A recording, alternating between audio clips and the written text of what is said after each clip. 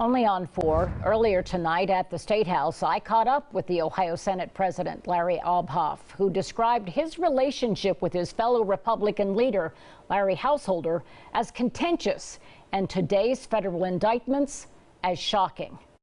When you take your oath of office, you don't swear allegiance to interest groups, you don't swear your allegiance to your own personal ambitions.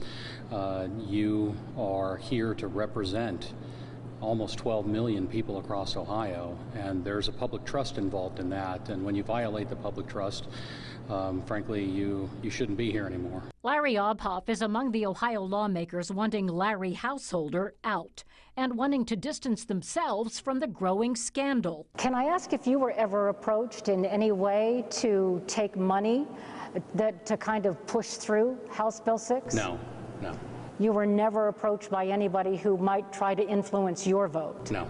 Did you have a hint that this might be going on, not only that the investigation was underway, but that this scheme was underway? Well, I can't get into what I might have known or not, and as the chair of the Joint Legislative Ethics Committee, I wouldn't be able to talk about anything like that anyway. Obhof says the information released by federal investigators is substantial, detailed, and concerning. And frankly, I think some of the people that voted for their current leadership ought to take a long look in the mirror. And I think it's important to point out that the Democratic House caucus helped push the Speaker over the top. The scandal involves the Republican House leader, the former chair of the GOP in Ohio, and Republican consultants. But that doesn't mean money wasn't funneled to members of both parties. What do you think should be your obligation, especially as a member of the Ethics Commission? What should be your obligation to investigate other members of the legislature, both in the Senate and the House, to see if they were involved in this in any way? I'm not going to get into that. We don't talk at all about what our committee may or may not do. Are you concerned that there might be more widespread corruption than we're seeing? Again, I'm not going to get into that. I think I've actually got to run.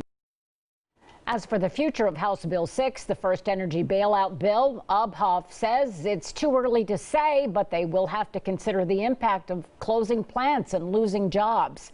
This is a story we're going to continue to follow here on NBC4 and at NBC4i.com. Stay with us as we learn more about the charges and what's next for Ohio's Speaker of the House.